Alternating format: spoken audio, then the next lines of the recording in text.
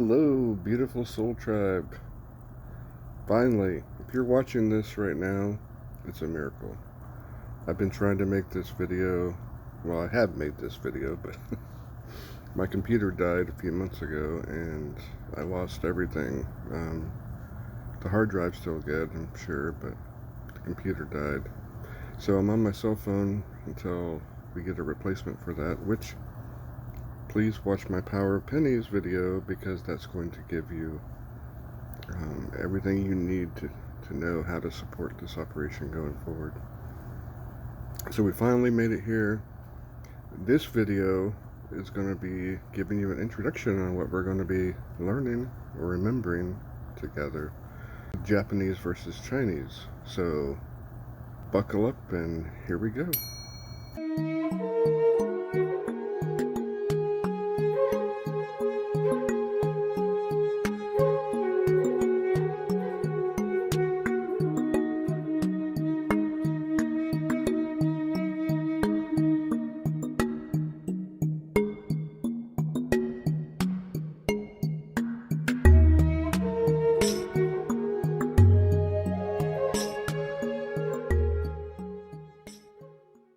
Alright, before we get started, I wanted to show you guys something, in case you didn't notice already. I'm going to point an arrow right here. As you can see, we just hit the 3,000 subscriber mark over the weekend, and I'm so excited about that. And I want to apologize to all you language lovers that have been waiting on me to start the language portion of this channel. It got hijacked about 10 months ago when a cosmic family reunion began to happen over on the Facebook side. So if you haven't joined the Facebook group yet, you need to do that because number one, you get to talk to me anytime you want. I've met every single one of you who have joined there, and we talk all the time about everything. Astral projection, you name it. We've been learning how to heal ourselves so we can teach others how to do the same. So even if you don't like Facebook, join it anyway, because you just put a fake name or something. Just tell me who you are when you get there. Until we can get a replacement Old Scrolls PC going, I'm going to be here on my cell phone, so I apologize for the lower quality. But I figured out a way to get around. I think I can teach you all pretty good on here. Although this phone is on its last leg as well, so we'll see how it goes. But anyway, I just have to be my blood type, be positive. This is just a short video. It's going to be going over the basics on what we're going to be learning going forward with the Japanese versus Chinese.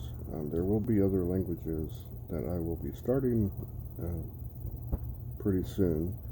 Once we get off to a good start with these two languages, I'll be starting some others that you guys wanted, like Sanskrit, and I think the third one will be Aramaic. It's kind of a toss-up in my head between Aramaic and Hebrew, so we'll see. And then I'll be polling you guys to see what you want to learn after those, but those will keep us busy for a while, I'm sure. So I had a near-death experience a decade ago. But before that, when I was about 20 years old, that was about 1990 time frame, I remembered I knew how to write Japanese. Call it deja vu, whatever you want to call it, I remembered it. And then 20 years later, I had a near-death experience, which I got to experience why I had the deja vu. One of the purposes of this channel is to learn ancient languages with you, and hopefully you will remember who you really are. Because right now you're living a bunch of different lives in different dimensions, and your brain thinks you only are here, but you're a lot of other places.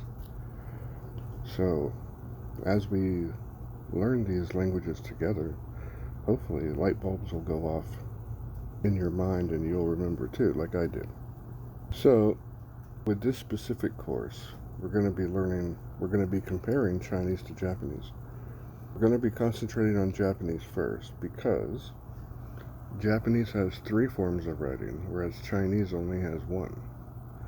Both of them use the characters, which you've seen people have tattoos, and if you watch Japanese anime, you'll see characters there too. But characters at one point were pretty much everywhere in the Far East, even Vietnam, Korea, but those countries adopted their own new languages since then.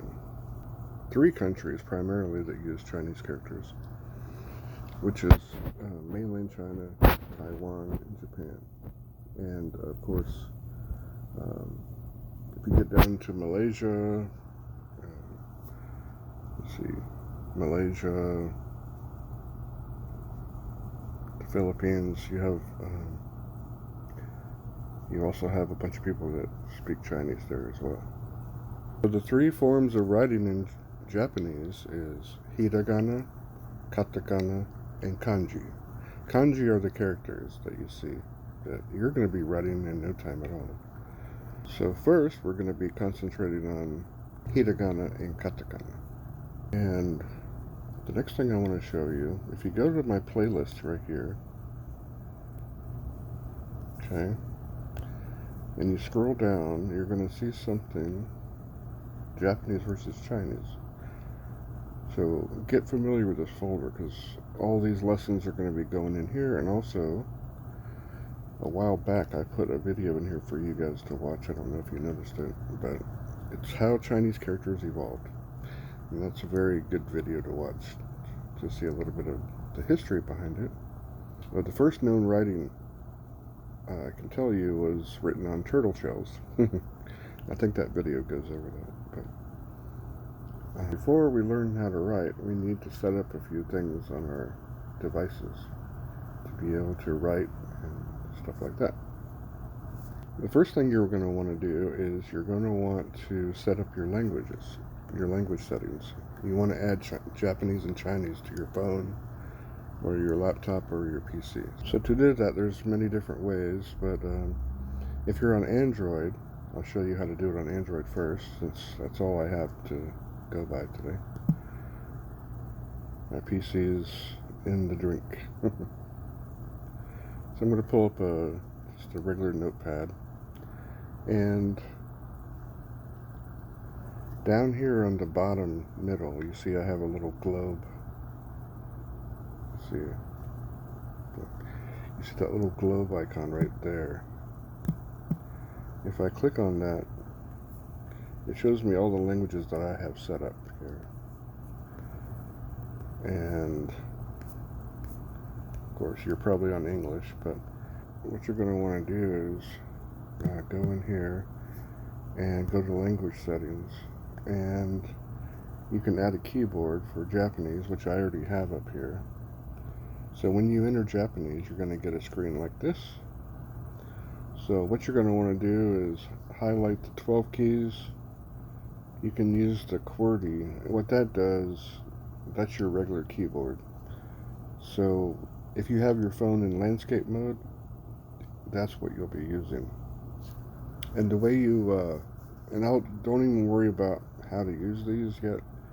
This is just, you want to go ahead and set these up, and I'll show you how to use them later when we're learning the characters. So you're going to want to check all these, the 12 keys, the QWERTY, and the handwriting. And then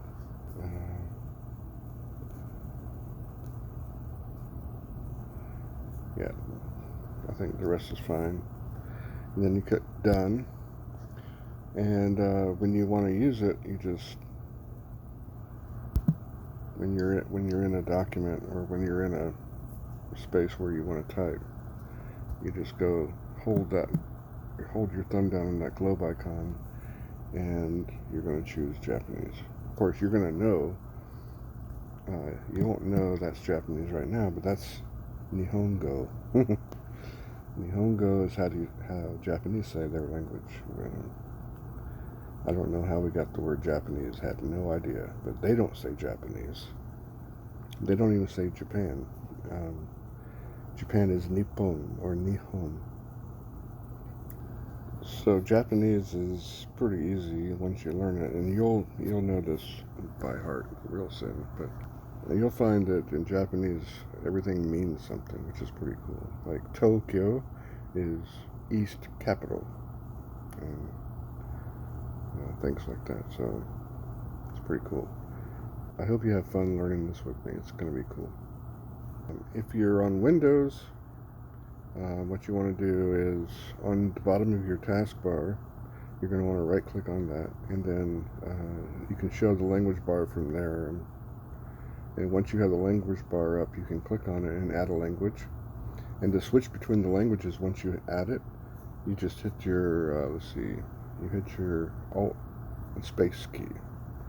And that will toggle between the languages there. That's the easiest way to do that on Windows. If you're on an iPhone, whoops, I Googled it for you. You want to go to your settings, general keyboard, tap keyboards, then do any of the following. Add a keyboard, tap add new keyboard, then choose the keyboard from the list. So that's all you have to do. And I've never had an iPhone, so I'm not sure exactly how to select that once you want to type something. But now, as far as apps go, there's quite a few apps out there. On the Chinese side, a lot of them the good apps are kind of expensive. So I would say don't worry about those. We're going to be learning everything you need to know. Now, the best thing you're going to want is a good dictionary. And on Windows, I recommend an app called NJ Star. I'll put a link right there for you. And also in the description of all my videos, I put links to all these things too. My favorite dictionary, I'll put right here, right now on the screen. And then in the description of the video, I'll put the link where you can go buy it. I've been using this dictionary for over 30 years, and it's the best Japanese character dictionary you can buy. And you can buy them used from like college students or something, and you can get some good deals. But brand new, they're like $70 still, $70-$80, but it's worth it. It's worth every penny. It's called the Modern Reader's English Character Dictionary by Andrew N. Nelson. He's an American doctor who learned Japanese and passed all of his medical boards in Japanese, so it's pretty intuitive. Also, I'll put some links to some other dictionaries. Like I bought 2 dictionaries when I lived in Japan. One goes English to Japanese and one goes Japanese to English. So you'll find that once we learned the other 2 forms of writing, the hiragana and katakana, a lot of things, most things you're going to look up in there is going to be hiragana. The next lesson we'll go over that. We'll go over the specifics of those 2 forms of writing. This is just kind of an introduction video, a little short and sweet video for just to go over what we're going to be learning. But hiragana is, you can write anything, and you can write any Japanese in any of the 3 forms of writing. But like if you're going to read a book or a newspaper article, it's going to be all 3. You're going to use all 3. If you write everything in one of them, they're going to think you're like you have like a kindergarten education or something.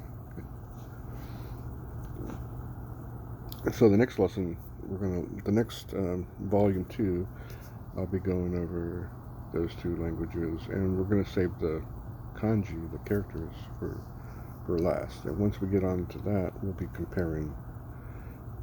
Chinese will be entering the picture at that point. So, but first we need to master the first 2 forms of writing, and then we'll move into characters. So yeah, that's about all I had for this session. I think that covers everything you're going to need as far as prerequisites. And so yeah, if you have any questions, you can comment below in the video, or you can send me a friend request on Facebook. You can join our group. That way you can discuss any questions you have anytime with me. I'll be happy to help you out with whatever you need. So until the next one, I love you.